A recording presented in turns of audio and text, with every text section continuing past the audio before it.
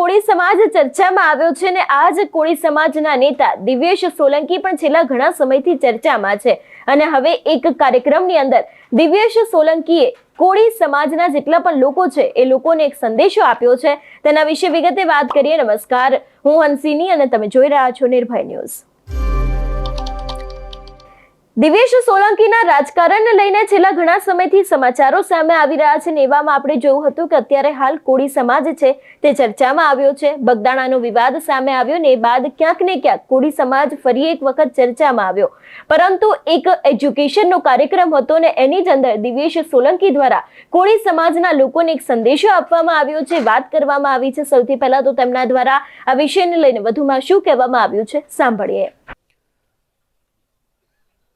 સુરેન્દ્રનગર મુકામે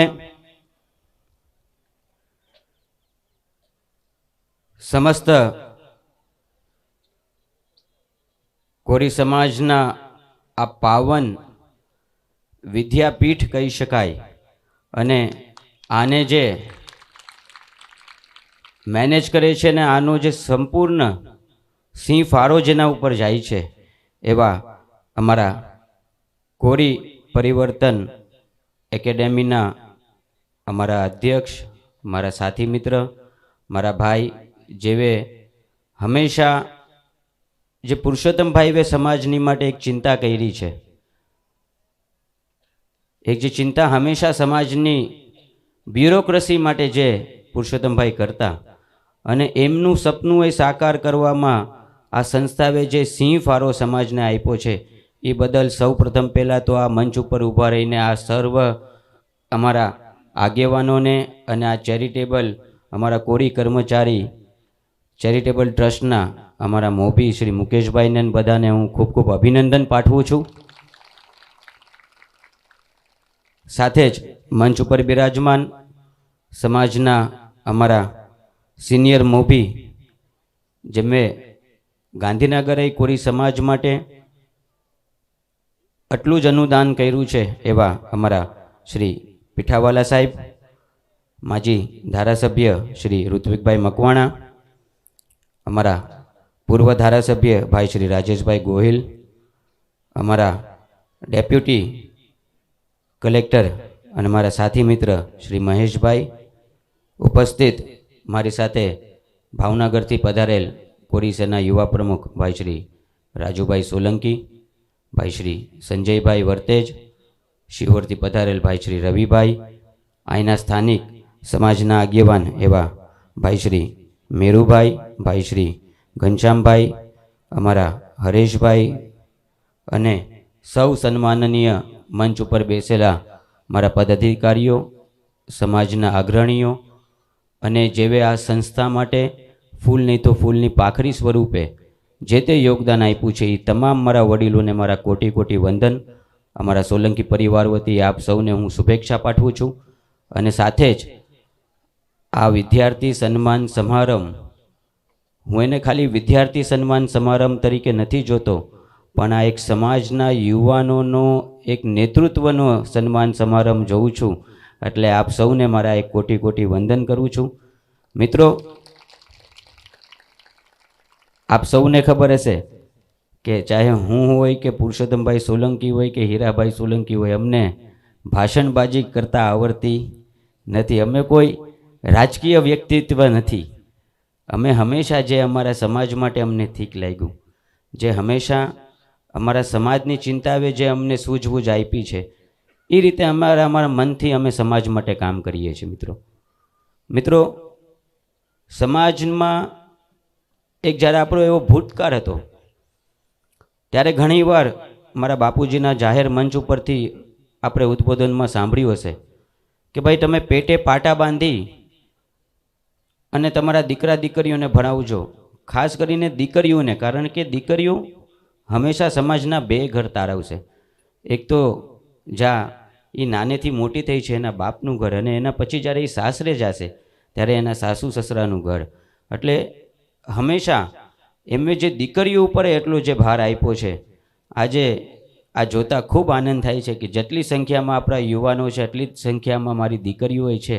એટલે સમાજની આ જગદંબાઓને હું કોટી કોટી વંદન કરું છું. એમના વાલીઓને હું વંદન કરું છું કે ભાઈ સમાજનો એક જે પાયો જે ઘડનારો છે આ સંસ્થાએ હું હંમેશા મુકેશભાઈને જ્યારે પણ મળું ત્યારે હું એમને થેન્ક્સ કહું છું. એમની સાથે તમામ જે આ સંચાલકો છે એમને હંમેશા હું થેન્ક્સ કહું છું. તો એનો ખાલી કારણ એક જ છે કે એવે એક સમાજને આ બ્યુરોક્રેસીનો એક નવો પાયો આપ્યો છે. મિત્રો, એ જે તે સમય અમને અમારો ભૂતકાળ યાદ છે. જ્યારે સમાજના કોઈ પણ એવા વિષયો બનતા ને, અમે સામાજિક વ્યક્તિઓ છે, અમને અમારા સમાજથી વિશેષ કાલે કાંઈ નહોતું, આજે કાંઈ નથી ને ભવિષ્યમાંય કાંઈ નહીં રહે. જ્યારે કોળી સમાજની વાત આવે તો હંમેશા સમાજ ચિંતનથી અમે ચાલ્યા છીએ.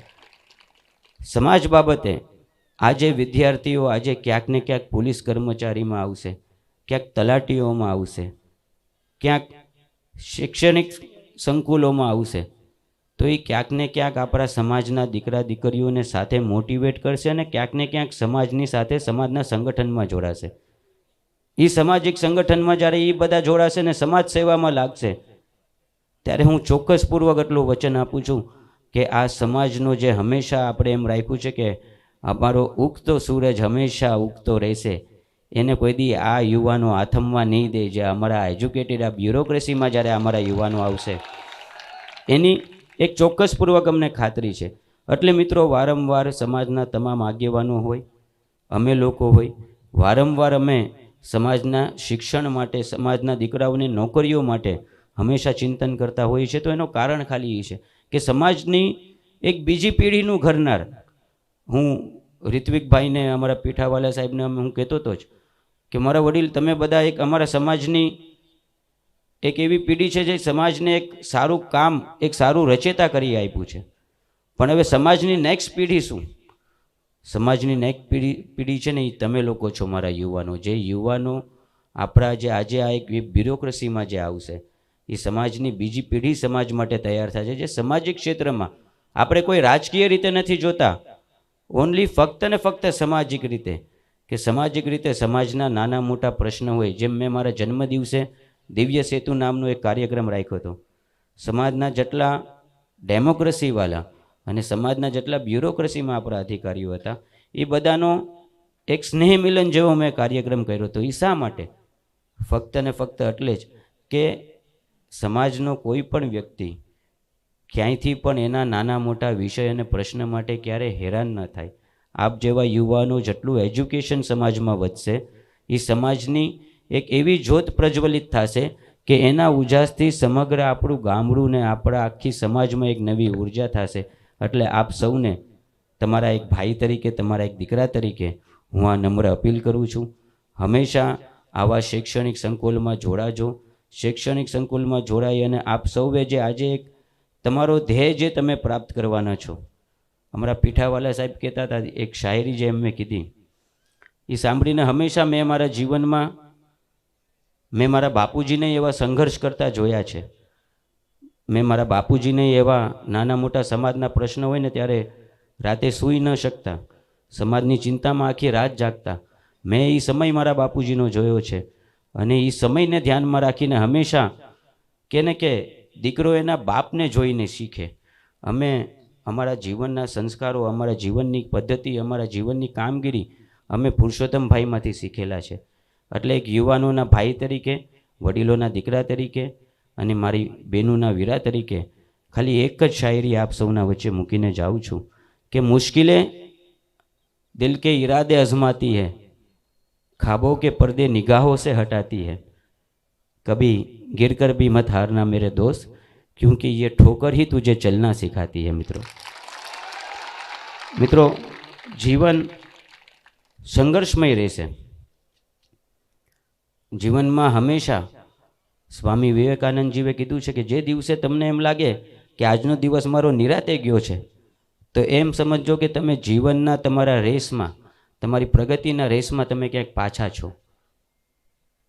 જે દિવસે તમને મુશ્કેલી મળે એ દિવસે તમે એમ સમજો કે મારા જીવનનું હજી એક નવું ઘડતર તૈયાર થાય છે. એટલે યુવાનોને એક ભાઈ તરીકે કહું છું, ઘણી બધી મુશ્કેલીઓ આવશે. ઘણા બધા સમયે આપણે એમ વિચારશું કે યાર હવે ક્યાંક સારી નોકરી ગોતી લેવી છે. પણ મિત્રો, સમાજના દીકરા તરીકે હું આપ સૌને એક મારી નમ્ર અપીલ કરું છું, જેમ આજે આટલા બધા આપણા વિદ્યાર્થીઓ ક્યાંક ને ક્યાંક બ્યુરોક્રેસીમાં જોડાયા અને એ ભવિષ્યનું સમાજનું એ ઘડતર થશે. એટલે ક્યારે પણ હિંમત ન હારતા જીવનમાં હંમેશા ચાલી અને આગળ હાલતા શીખજો. આપણે સૌ એનું ઉદાહરણ આપણા પુરુષોત્તમભાઈમાંથી જોઈએ છે. આટલી એની નાદુરસ્ત તબિયત હોય પણ ઘણીવાર આપણે જોતા હોય ને તો એમ કે મારી ચિંતા નહીં કર, મારી બેનું દીકરીઓના આશીર્વાદ મારી હારે છે, મને કાંઈ નહીં થાય. એક જીવનમાં જે લડપણ, એક લડવાની તાકાત જે જીવનમાં છે, આપણે એ હોસલો એનામાંથી શીખી શકીએ છીએ કે હંમેશા જીવનમાં ક્યારે હોસલો કે હિંમત હારવાની જરૂરિયાત નથી. નવી સવારથી નવો દિવસ અને નવો સમય શરૂઆત થાય છે. એટલે ક્યારે જીવનમાં હાર ન માનતા પ્રયત્ન કરશું તો મને વિશ્વાસ છે, જેમ અમારા મુકેશભાઈએ કીધું કે તડકામાંય બેસા રહે, ઠંડીમાંય બેસા રહે અને તાપમાંય બેસા રહે, તો એ આપણા ઘોડીના દીકરા દીકરીઓ છે. મારા મિત્રો, એ આપણી તાકાત આપણે યાદ રાખજો. કોઈ વિષય, કોઈ વસ્તુ આ કોરી સમાજને રોકી શકે એવી હાલની તારીખમાં હું માનતો નથી.